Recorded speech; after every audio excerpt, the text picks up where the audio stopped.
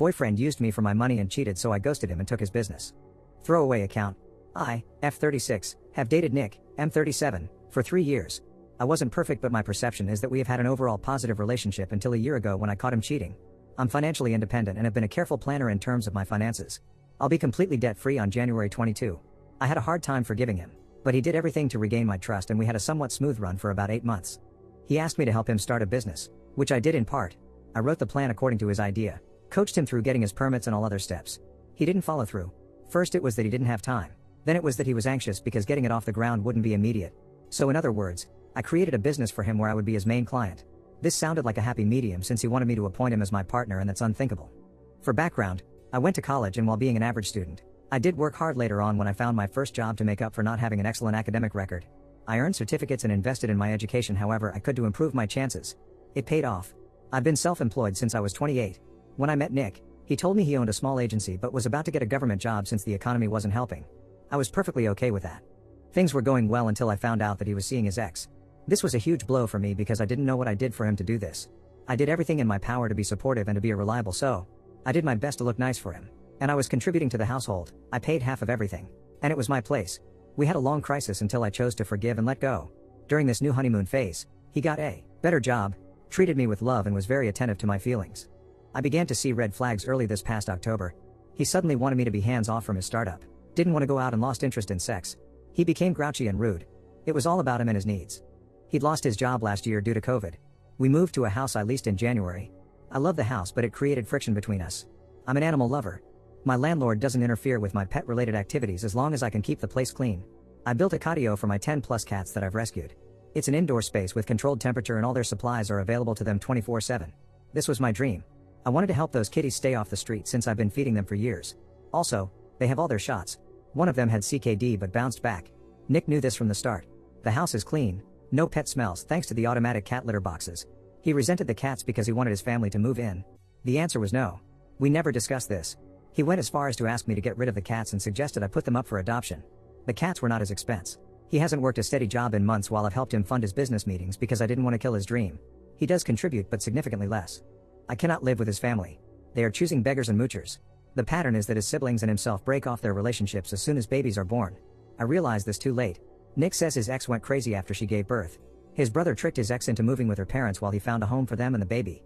He never found a house, but knocked her up a second time, so her parents banned him from stepping into their home. The youngest brother hightailed his wife when she had her second baby. All his siblings and his mom lived together. His reason for wanting them to move in was that we had 3 spare bedrooms plus a very large family room and that it would be great if they saved on rent. So, I guess there was no intention to contribute. Long story short, I got really sick by the end of October. I never got so much as a kind gesture from him. I cried due to body aches and he just stayed away. His excuse is that I could be contagious. It wasn't COVID. He never asked me if he could get me anything to eat and hardly ever came to check on me. I spent a lonely Thanksgiving while still recovering because he left to be with his family. My loved ones aren't near because I left everything for him. At some point, we talked about marriage. I recently found out he is back with his side chick. I was gonna hire a PI. But it's not worth it. I already know what I need to know.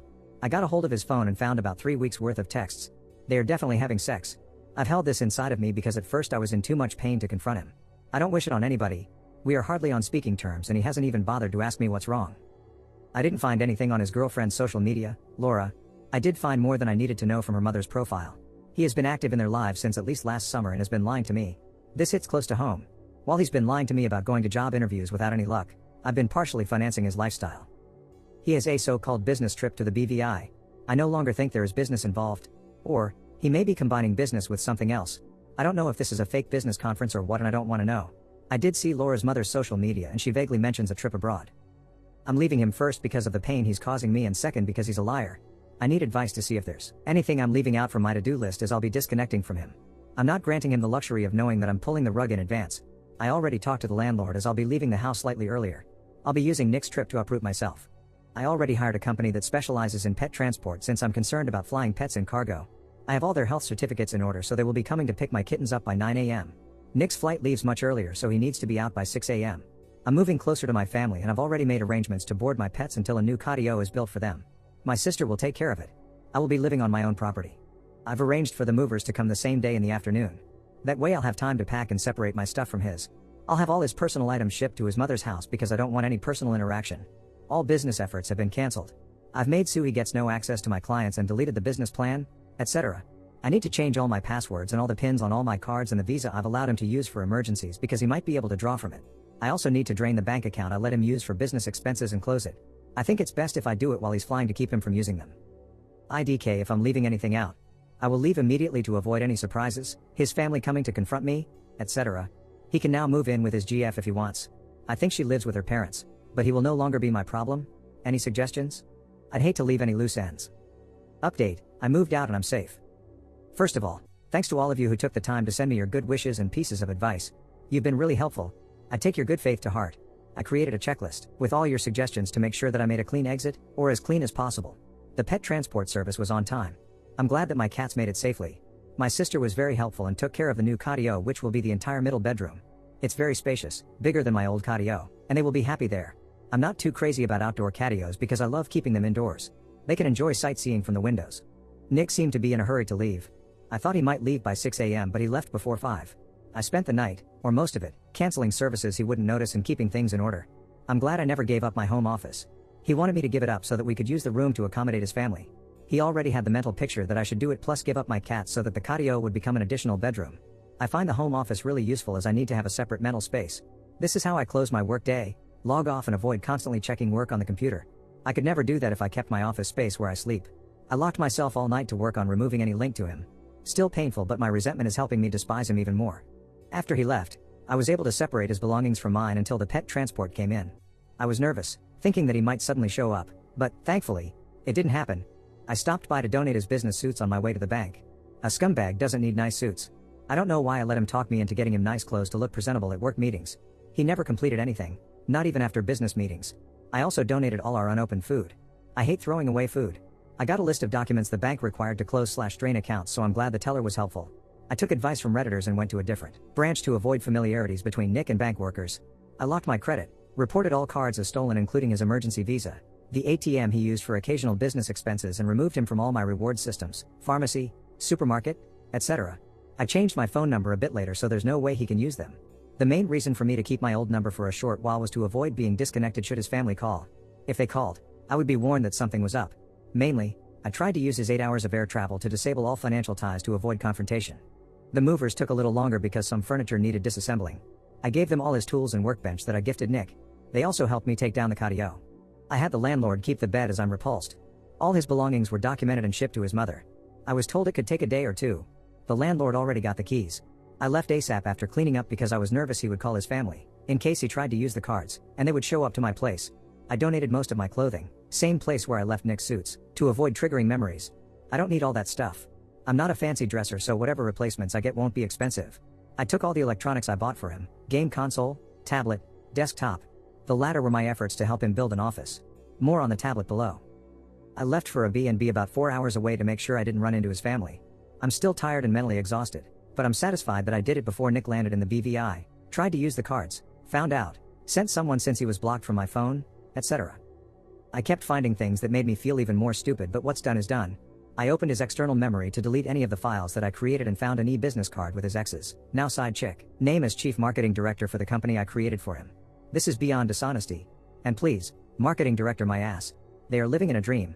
I was told in my previous post to expose him to her, but she knows about me. Her texts were sometimes insistent on him making a choice and sometimes very passive about understanding he needed time. Her mother and sister both did a FB check-in at a BVI airport, so this is definitely not a business trip. Let them cover for his expenses now. I don't think her mother likes Nick because their texts make reference to some parental interference from her mom. I'm sure Nick's shit show will begin when he tries to get into our place. Maybe the owner already changed the locks by then. If not, he must already know as his stuff was shipped. I will take advice and go to therapy because my levels of anxiety are over the top. About his tablet, I logged onto it and found it logged onto his email accounts and texting. It was both cathartic and awful. I found out he'd been fired from his government job. It's not that he lost his job. He effing got fired, lied to me about getting a new job and then lied about not getting paid. From what I gathered, he spent days walking around the mall in IDK for what purpose? She constantly asked him if he was at XYZ shop.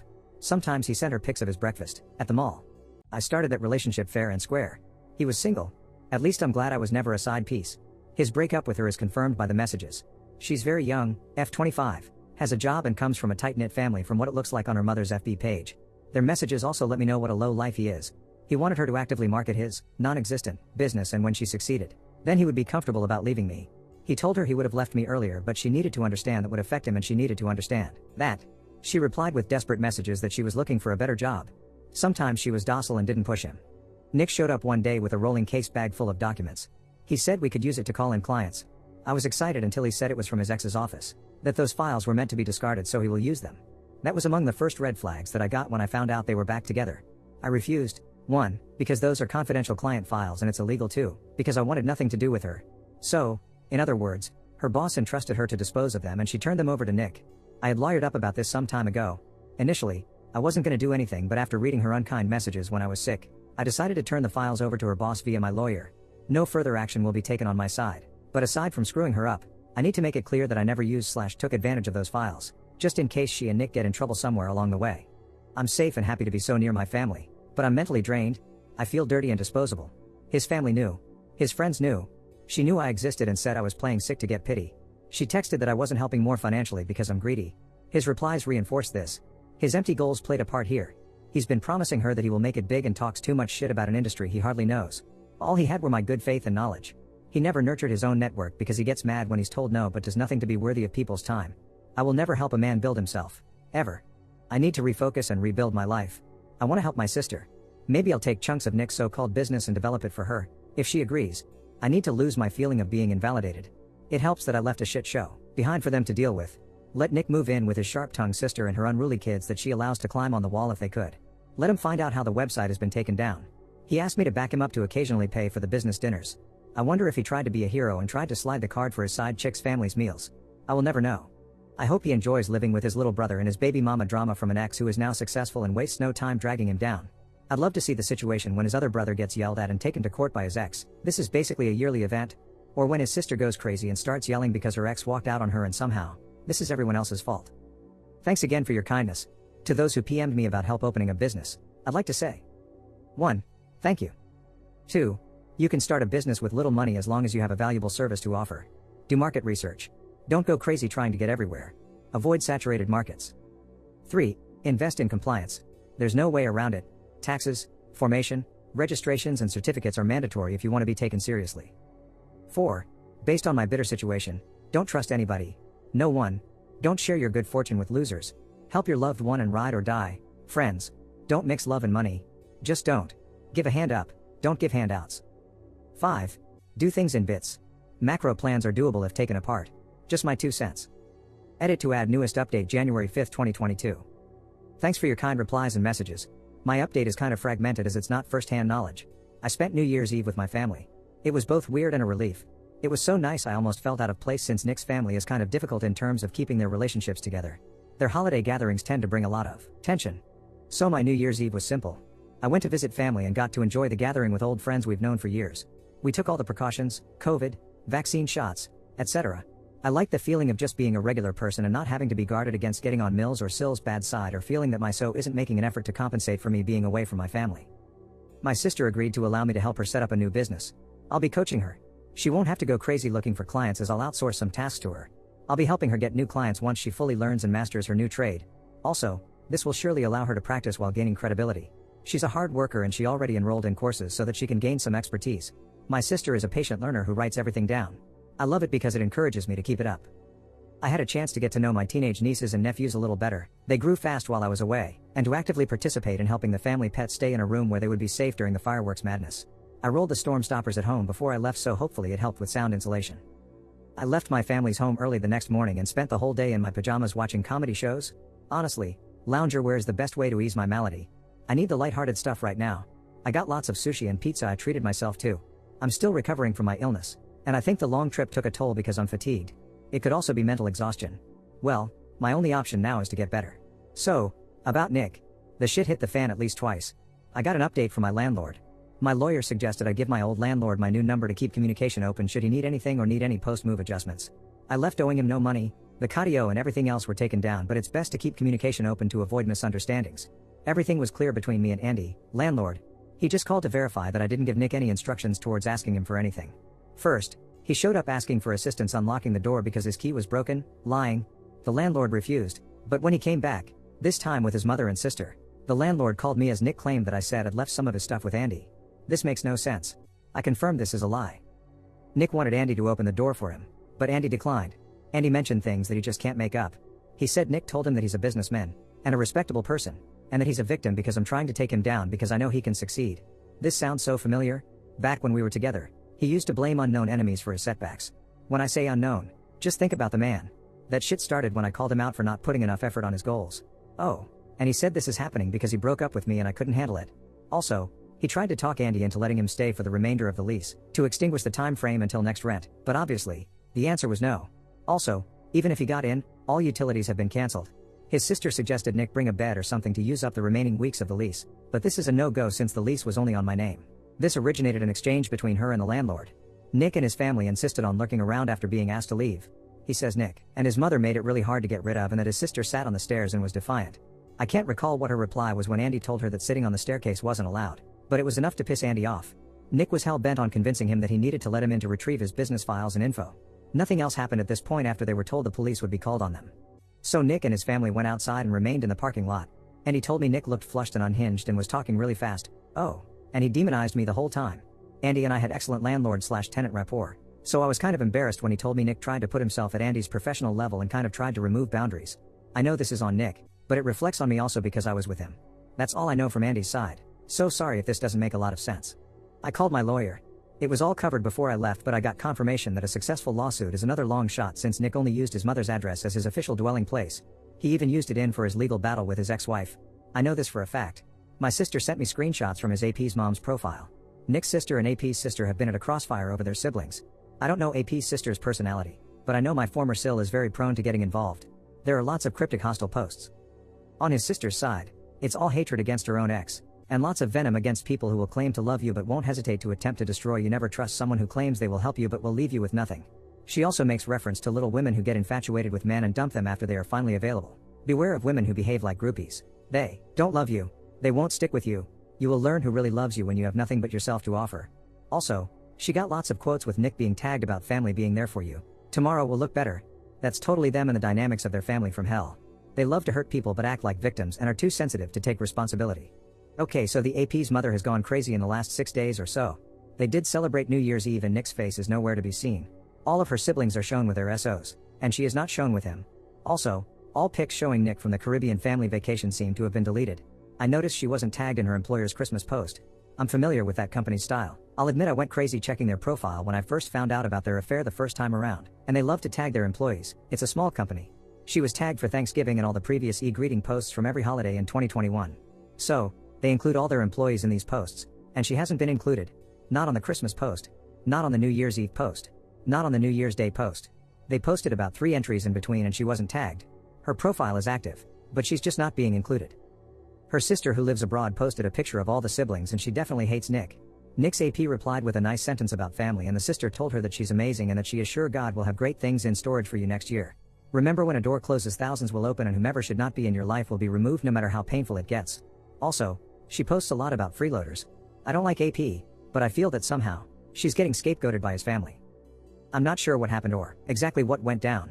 They are definitely not together, and she seems to no longer be working at that firm. Her mother seems to be reeling and has been writing a lot about parasitic men, losers seeking someone to latch onto, and mothers are always right. TBH, I don't think their breakup, if so, has to do with me canceling his chances at using me. The vibe I'm getting is that maybe he tried to squeeze more than was acceptable from AP in front of her family. Or I could be wrong.